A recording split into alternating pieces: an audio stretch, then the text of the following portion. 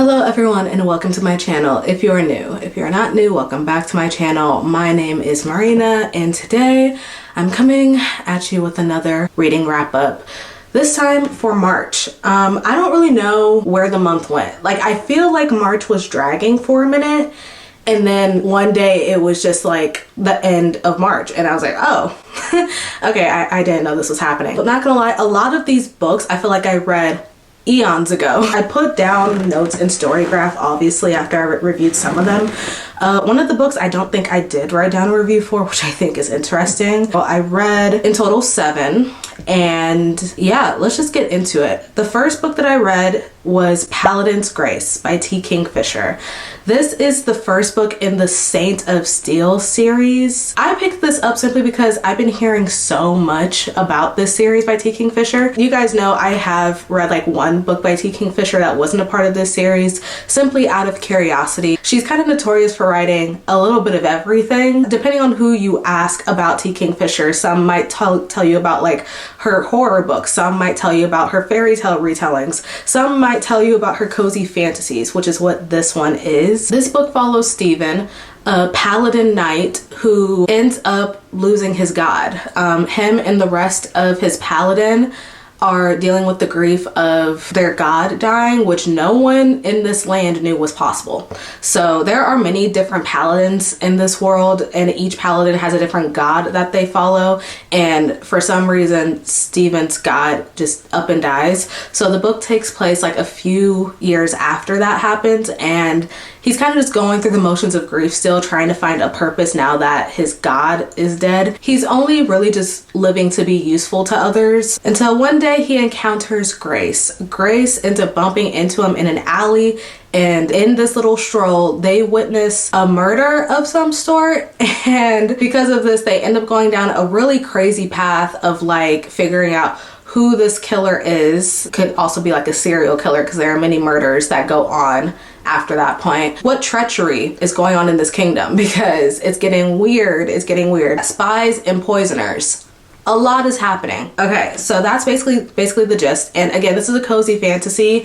Some people label this as cozy fantasy and I can understand why, because the characters are so quirky and the writing style is very whimsical. But I don't know what to make of this book. I ended up rating it 2.75. I wanted to like this book so bad, but I think I told you guys before, I've been trying to figure out if cozy fantasy is my thing. I feel like it's something I could get into if I find the right one. So that's why I ended up picking up this book just to see. And I was just really confused as to what the story was trying to be. For one, it's a romance. It's a romance between Stephen and Grace. And I liked the romance between them. I thought that their banter was fun.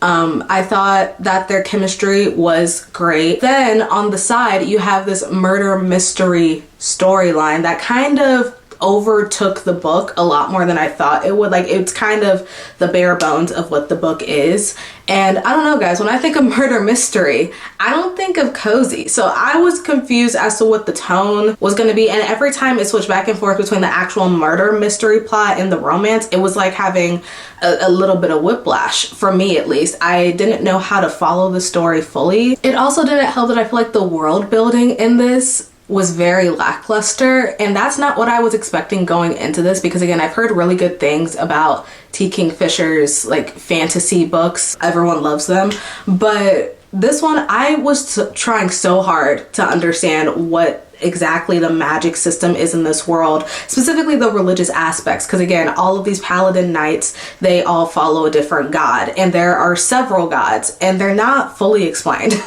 And I don't really know which god does what, and whenever a different god was brought up from a different village or a different villager, I did not understand where that fit into the story. And maybe it's just because I wasn't taking in the information the way it was supposed to be told. I don't know, but I just feel like it shouldn't have been as confusing as it was. What did I say? Trying to follow which group of people were parts of which religion and what made each religion different, and then trying to differentiate the religious groups from just the locations in the book, it was really hard for me, and I don't know why. That's like word for word what I put in my review. I feel like I really would have benefited from a map, maybe like a map of this village, because like they're always going to a different place in the kingdom trying to figure out where the murder is, and I was just like, okay, sure, I'm following, I'm trying to walk with you, walk with me here. And then I kept on getting more lost. I don't know, like I couldn't get into like the fantasy world.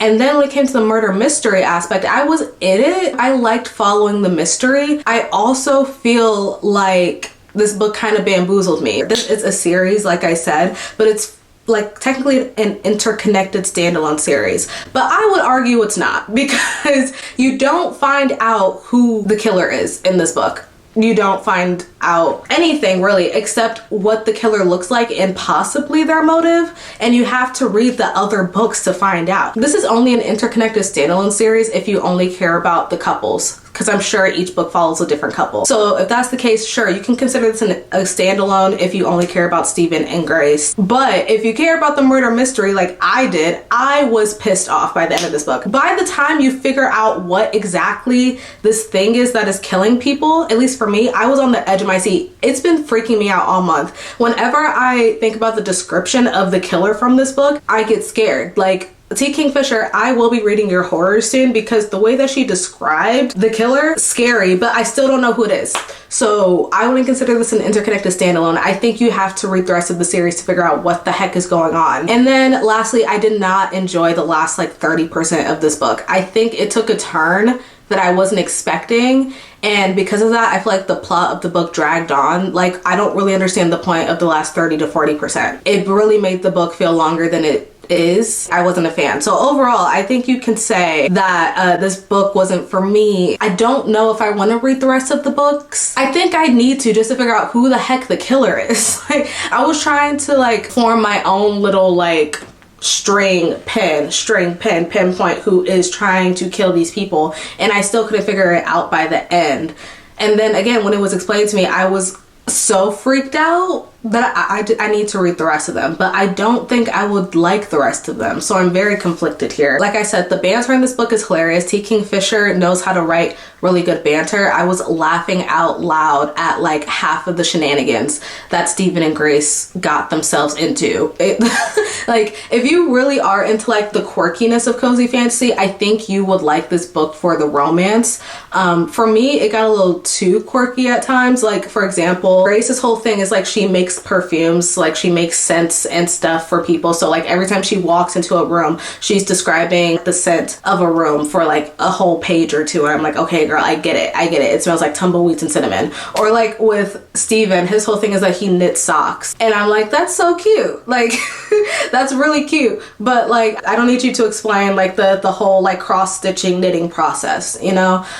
So if you're into that, that's great. For me, I was just like, okay, I get it. I just think that this book is a fun read for someone who is not me, and that's okay. But yeah, that was Paladin's Grace. Oh, what a conflicting book for me in my mind. Okay, let's go on to the next one. There's another one that's really conflicting for me that you guys saw me read. I read In Her Own League by Liz Tomford. And do I really need to go into detail about how I feel about this book since you guys watched it in a reading vlog? I don't think so.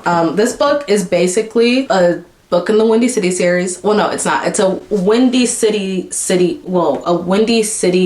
series spinoff. That's such a tongue twister. Yeah, this is a Windy City series spinoff, and it follows Monty, who is a character that you see a little bit in the Windy City series. If you've read like the 3rd and 4th books, you'll remember him. He's Kai and Isaiah's coach. He's the father of one of the FMCs in the Windy City series as well. So you get a good handful of Monty in those books, enough to really understand him and like him as a character. So when I heard that Liz Tomford was coming out with his own book following his romance, I was sad.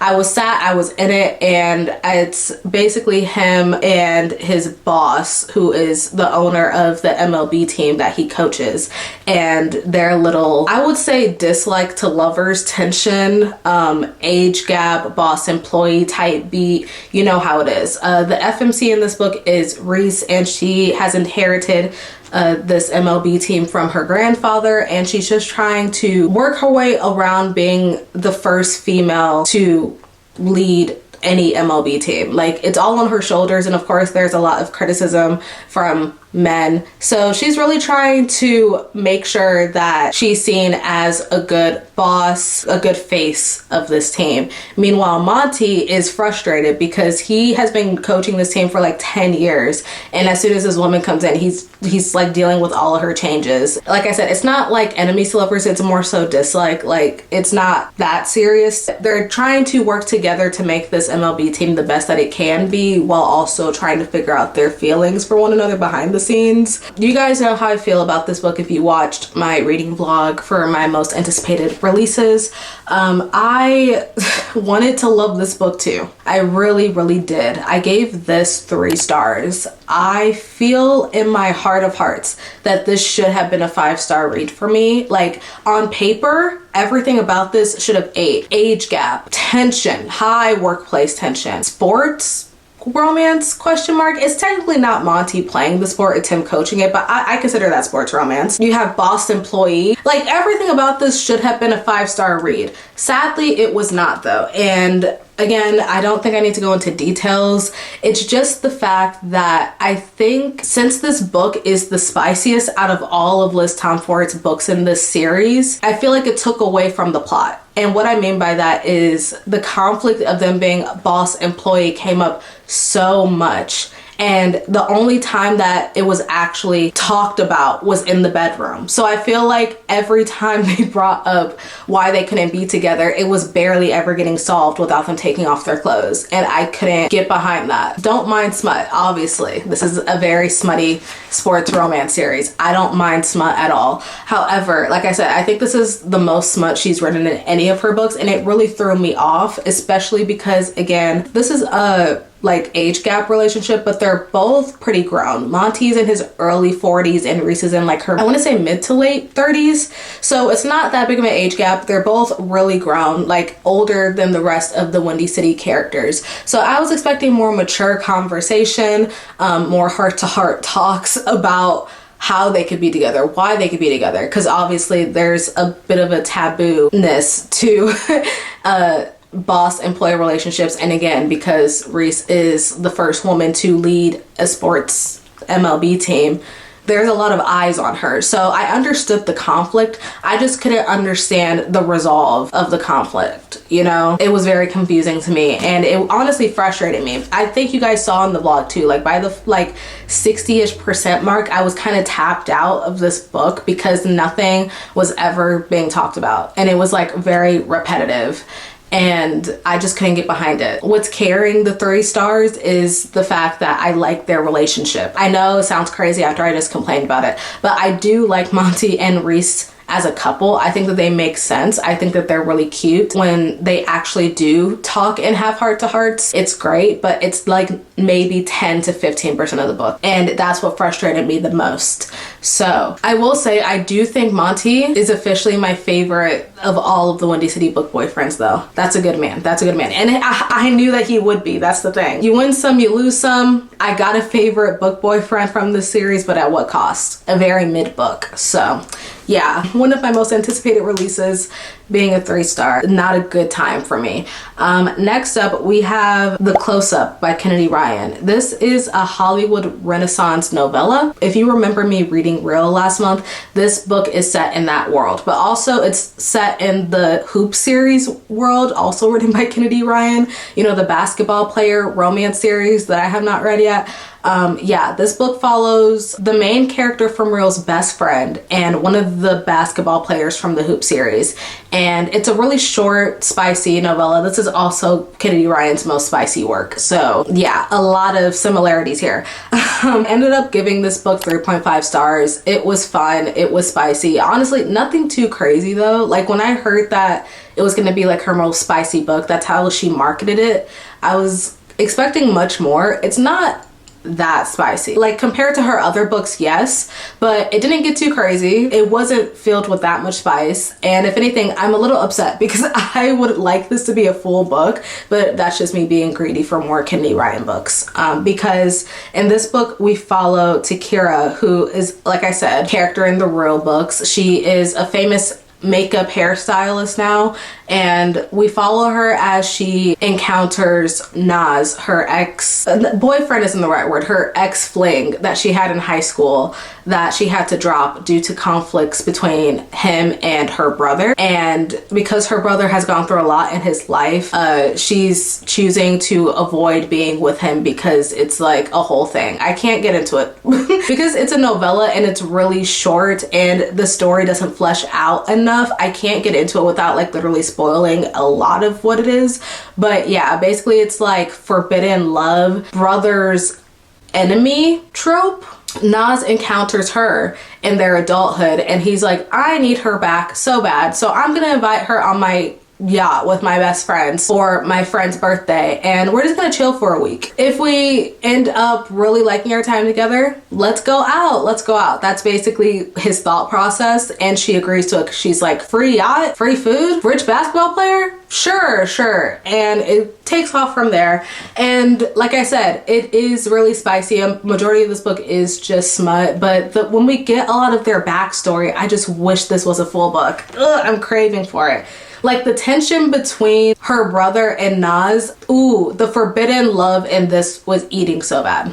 It was. I wish there was more of it on the page, because I'm not gonna lie, as much as I enjoyed them as a couple, I think that them getting together was too quick. And I know it's a novella, so what should I expect? But it was really quick, and I wish it was longer. That's like my biggest gripe here. I think another reason why I just couldn't fully get into this book is because you could say this is a Hollywood Renaissance novella, but this is definitely more of a hoops novella, in my opinion. I think because in this book, we're mainly following this character from Hollywood Renaissance in the hoops world. I was very lost because I have not read the hoops books yet. So like when all of these characters were getting introduced and we're following these like 3 or 4 different couples on this yacht, I'm excited to get to those books, but I was so confused. I was like, I don't know you people are strangers because all of them had their own lore, and it was like a kind of info dump to the point where I was like, okay, I'm just gonna like skim over this paragraph because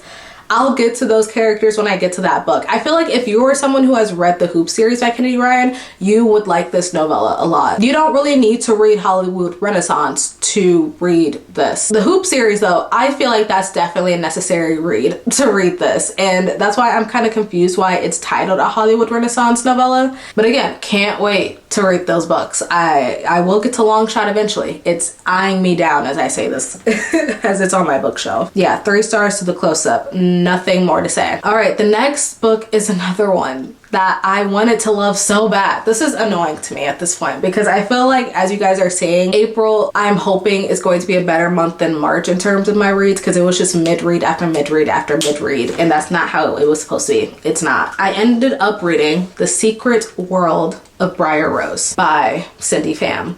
You guys know I have been waiting impatiently for this book to come out ever since Cindy announced that she would be releasing her first ever novel. I am a big fan of Cindy Pham and her channel. I've been watching her for a long time. I think she is a big pillar in the booktube community. Everyone knows Cindy. So yeah, like I was on board for whatever this book was going to be. And then I ended up getting the ARC for it because of my job. This book does not come out until June. So I'm very lucky to have gotten this and have been able to read this early. However, I am sad to say that I sadly only gave this 3 stars.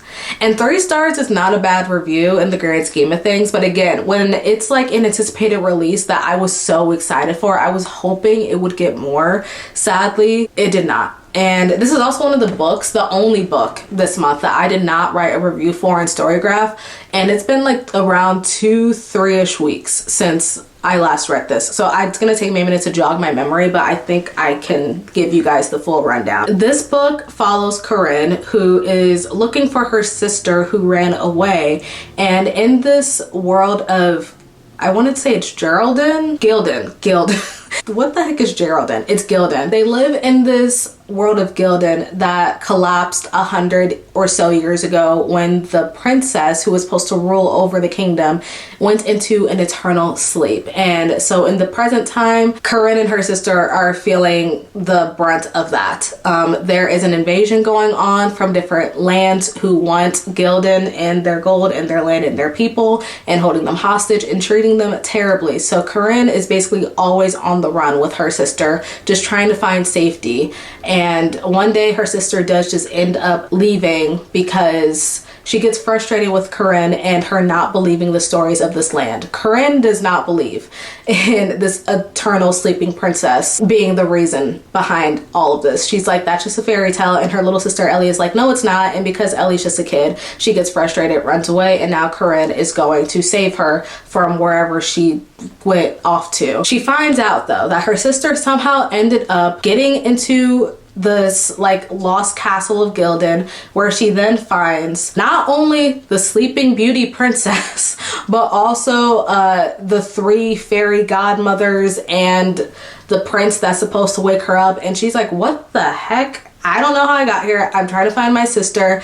Let me just like hop into this princess's subconscious, because that's definitely where my sister would go. If I know my sister, she's definitely in that princess's head. Stay with me. I know this is a lot. So she jumps in there and she's looking for her sister, and she ends up finding the world of Briar Rose. Briar Rose is the alter ego of the Sleeping Beauty princess Amelia. Amelia did end up going to sleep 100 years ago, but in this version, you see that she is in somewhat of control of her story. This world of Briar Rose is hers to make, and Corinne is wondering why she is here. Why did she make this world? And it's basically figuring out what actually happened 100 years ago and how you can rewrite fate with a little bit of mental health awareness. That's the story of The Secret World of Briar Rose. That's like the premise, right? And so I need to preface this by saying that I am not a big fan of portal fantasy. That's important here because this is essentially that. It's the portal in this fantasy land is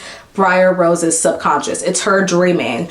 And so when you step into that world, it's very, again, whimsical, fantastical. The way that Cindy is writing the story, I felt kind of disjointed in a way when like actually taking in the world, because it felt like my imagination was not big enough for this. Don't think I mentioned this. It's in dual POV. So we're following Amelia from 100 years ago and Corinne in the present timeline. And I do feel like I enjoyed Amelia's POV more simply because it is rooted in the real world.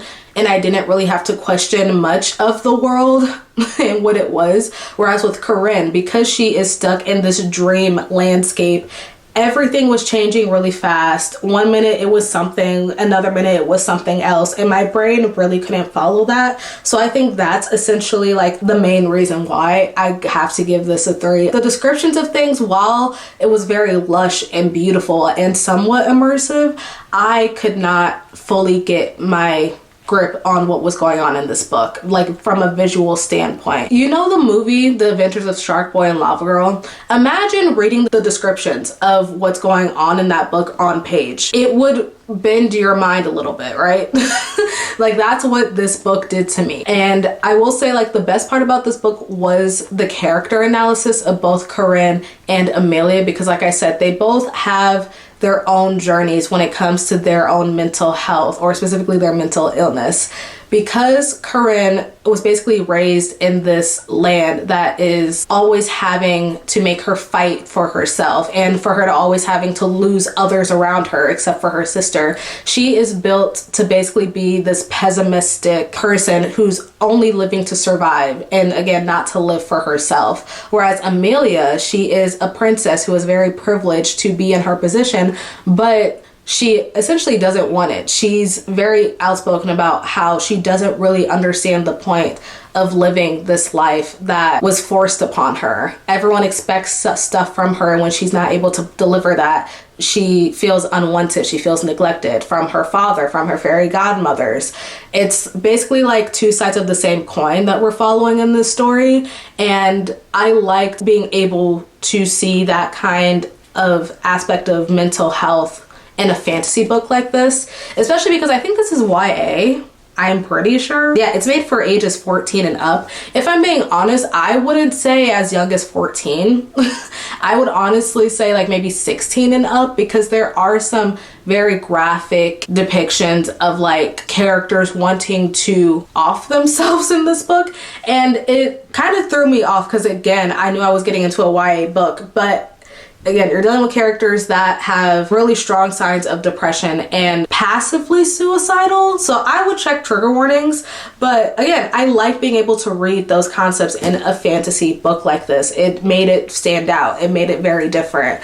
I think overall it was just not my cup of tea in terms of writing. Story though, just fine. I also feel like the ending of the book was kind of rushed in my opinion. I'm not gonna lie, by the time I actually got towards the end, I was thinking about just skipping the epilogue because I was like, that ending made me really upset.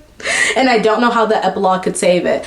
I'm glad that I did end up reading the epilogue though, because it made me like the story 10 times more. It saved the story from being like a 2.5 or a 2-star, and it bumped it up to a 3. Like, I think about the ending of the epilogue and I get full body chills every time. It's really that good. So yeah, the ending of this book, the epilogue's ending of this book saved it for sure. No doubt about it. Everything else though, you make of it what you want. I don't think it's one of my favorite books I've read this year, which makes me really sad, but it's definitely not bad. All right, next up, ooh, we have my first 1-star of the year, guys. I read on audio the book She Made Herself a Monster by Anna Kovacheva. I hope I'm saying her name right. If I'm not, my bad. I'm gonna keep this short and sweet. This book follows a girl who is being held hostage by a man who has raised her as her father. She knows him as her uncle, but he basically adopted her when her parents ended up dying when she was young, and now she is expected to marry him. Until this monster hunter, witch, vampire hunter girl comes into her village, and she asks her for her help to basically make it seem like there's a monster in town. Because if there's a monster in town, then they can postpone the wedding. She's like, please, I don't want to marry my uncle. I would give you names, but I don't remember the names of anyone in this book, so I'm so sorry. She's like, please help me. My uncle is trying to marry me, and I need some kind of excuse to run away to make it seem like that this can't happen now. So the witch hunter, vampire hunter, monster hunter lady is like, okay, fine, whatever. I'm gonna give you like a week or two to figure out what your plan is. And her plan is basically just to like run away with the vampire hunter, and that's what the story is following. We're also following the girl, her cousin, but who cares? I don't know if that was a good synopsis. I'm so sorry, but this book is not good. I only picked up this book because it was short and it was advertised to me to be about vampires and be a little sapphic. That's what it was advertised as. It's neither of those things. Neither of those things. This is a story about a girl trying to escape her abusive guardian. There are no vampires, there are no monsters of any kind, and I think that this is categorized as a horror. I would not put this as a horror. Someone's lying. Despite the fact that like there may be 1 or 2 gory scenes in this book, I would honestly put this as literary fiction. I just think that the story was too slow. Like I said, I dumbed it down to only be about 2 characters in the premise, but don't get it twisted. We're following, I want to say 5 different characters in this. Why? I don't know. Most of them are not that important, and most of them aren't like delved into enough for me to care about them in their story. So I was just not into this. Overall, this was just really disappointing and boring. Like I couldn't tell what the author was trying to do with it. I couldn't tell what the message was. And yeah, it just wasn't for me. I'm kind of upset, but I did end up finishing it because the audio was, again, it was really short. It was only like, I think 7 hours. So it was doable, but I kind of regret it. I wish I read a different audiobook in March. Okay, but this is when we had to have hope, okay? I couldn't lose hope in the month of March because then I wouldn't have come across my first 5-star of the year. We have Beartown by Frederick Bachman. Oh my God, guys.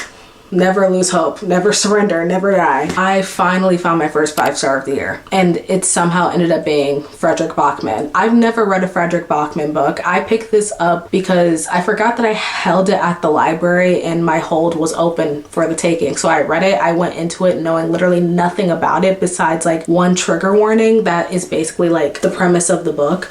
And other than that, I knew nothing. So imagine my surprise when I walked out of this book thinking it was a 5-star. This book is about the town, Bear Town, a small little speck of a town that's in the Swedish forest, and this town has literally nothing to its name. It's known for being like in the middle of nowhere, piss poor, maybe some factory workers, but essentially there's nothing to really root for in Bear Town besides hockey. Every adult, every kid, every teenager, every person in this town knows this town for its high school hockey team because they are depending on this hockey team to put their town on the map. Hopefully, if their hockey team ends up going further, then they can get money for like a hockey academy in the town. And then that academy could bring in funding for like new jobs and then like new sponsorships and all that. Like everyone is depending on these teenagers to bring them what they need in this town. So because everything is so important when it comes to hockey, we are following mostly the hockey players in this town, but we're not just following the students, we're also following like the field manager, the coaches, we're following the coaches' daughters. Like we're following all of these people who are especially affected by hockey, but then we're also following like ex-hockey players from like 20 years ago that almost made it. We're following like the owner of the bar downtown that holds people that like help defend the hockey team. Everyone in the story is important. Everyone that lives in Bear Town is important, and that's the message that's being pushed here. It follows the star player Kevin and how he basically ruins his life by being the field manager's daughter, Maya. And the story follows Maya in her journey of wondering if she should speak out about this, what happens when you're a young girl that speaks out against violence that happens towards you, what that means for the town, essentially, when everything is riding on not just the hockey team, but specifically Kevin as the star player who's supposed to make it out of this town. What happens when everything that could possibly go wrong ends up going wrong because of someone's own wrongdoing? And it's so heavy. I'm serious. Check trigger warnings, because I knew about this story because one of the reviewers I saw mentioned the fact that it does deal with sexual assault, and so it doesn't go like really that explicitly into it, but if you are triggered by like the mentioning of it and kind of on page little descriptions, don't read it, okay? But yeah, this book was so good. Like I said, I like being into the characters of Bear Town. I really felt like everyone was important in this book, and it threw me off at first because, again, since this is my first Fredrik Backman book, I was not aware of his writing style. The way that it reads at first, it feels like it's more tell than show. And you guys know me, I like a balance of both. I don't mind telling versus showing. I hope that throughout the book you show me something. And Fredrik Backman does this thing where he kind of tells you a lot of lore dump about a character and their history, but then he shows how that history affects that character like 100 pages later. So it's kind of like you gotta wait for it to happen, and then when it happens you're like, oh my god, like the buildup is what's important here. You kind of feel that throughout the story because nothing really happens until like the 50% mark. So the first half of the story I was like, what is the point of this? Why am I getting introduced to like 20 characters, and why do any of them matter for real? And then you see in the second half why they matter, how their stories matter, how each individual in this town is impacted by the actions of Kevin and what he did to this girl. And it's, like I said, really triggering stuff if you're not careful and cautious. Like, be kind to yourself. Don't read this book if you don't think you can handle it. But it is, I feel like, going to be a classic down the line. This is one of those books that I literally had goosebumps reading from damn near beginning to end. And it's been a while since a book made me feel like that. And I did not think a book about like a hockey town in the middle of nowhere would make me feel this way. It did. I already have the sequel on hold. It's gonna get read. I honestly feel like though this could easily be read as a standalone, but because Fredrik Backman does a good job foreshadowing stuff that is possibly gonna happen in the sequels towards the end of the book, I'm hooked enough to want to read the others. So yeah, that's Beartown by Frederick Bachman. This was so good. I highly recommend it. I think I'm the last person to read this, if I'm being honest. Like I feel like everyone knows of Frederick Bachman, everyone knows of Beartown. I'm late to the party, but I'm here now. That's all that matters. I'm pretty sure this is an HBO series, if I'm not mistaken. And I kind of want to watch the HBO series, but I think it's only available in Sweden. So if anyone knows their way around that, let me know. My first 5-star of the year. Who would have thought after all these mid reads I've been dealing with, I'd get a 5-star. Let's go. And then another 5-star of the year, which has honestly been a consistent 5-star, if I'm being honest, because like this manga series has been my entire personality, as you guys know. But with manga, I don't really count it, okay? I read The Summer Hikaru Died Volume 5, and I feel like I don't really need to explain this series because I've been explaining it in every single wrap up the past few months. This has been my latest hyperfixation, this manga series, and I've been reading it slowly. I'm only 1 volume away at this point from being all caught up, and I don't want to be all caught up because I'm gonna have nothing else in it to read until the author puts out more stuff. So I've been getting through them like one at a time for the past few months. And this 5th volume really did something to my brain. Dare I say, the best volume in the series. It makes me rethink how I rated the previous volumes, because though I do think they're worthy of 5s, it's not compared to this 5. Like, you know how people have 6-star ratings? If I had 6-star ratings, this volume would be a 6-star. It's that good. The way that this volume depicted Yoshiki's grief, I feel like each volume up until this point has been building up to what exactly is going on in this small town. Where did the original Hikaru go? Why did he die? What led up to his death? And what secret is this town keeping? That's kind of been the whole premise of the story so far. But I feel like in this volume, we are focusing specifically on grief. Officially, and what makes a person grieve, what exactly is grieving for some people.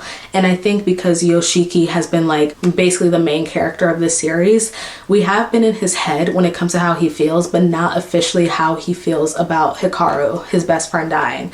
It feels like he's been in denial, and this volume really touches on those feelings. And it's because this newer version of Hikaru, this demon thing, we still don't know what he is, but because he has to basically come to terms with the fact that he's not human, he doesn't know how to be human, and he can't be someone that he's not just for Yoshiki's benefit. And that sends Yoshiki down a spiral, and it's really interesting to see their dynamic again, because we don't really know the original Hikaru. Like, we know of him because that's who Yoshiki knows, and Yoshiki sometimes thinks about the old Hikaru and what he meant to him, but we've never actually seen the real Hikaru. We only know this demon version of Hikaru that came from the woods and has yet to go away. So to see this dynamic that Yoshiki has had with this demon, because it's somewhat of a projection of his feelings for Hikaru, but not because they're not the same person. It's just so interesting. It's interesting because you can see that like he doesn't want to let his relationship with the old Hikaru go while also maintaining whatever this thing is that he has with this new one. It was just so good. And of course in this one we also get like some understanding of what's going on in the town with like the slow unraveling to every secret that this town is holding. It has me on the edge of my seat of what's gonna come. And I'm very excited, but I do think that this volume is my favorite simply because of how it talks about each of the characters, Hikaru and Yoshiki. Yeah, I just gave it 5 stars. It's really, really good. And yeah, because of that, I ended my month on the highest of high notes. This reading month, it had a lot of downs, but then towards the end, it had some uppers. So yeah, those were the 7 books that I read in March. If you guys read any of these, let me know what you read in March. I'm very curious what your reading month was like, and yeah, I will see you guys in my next video. Bye everyone.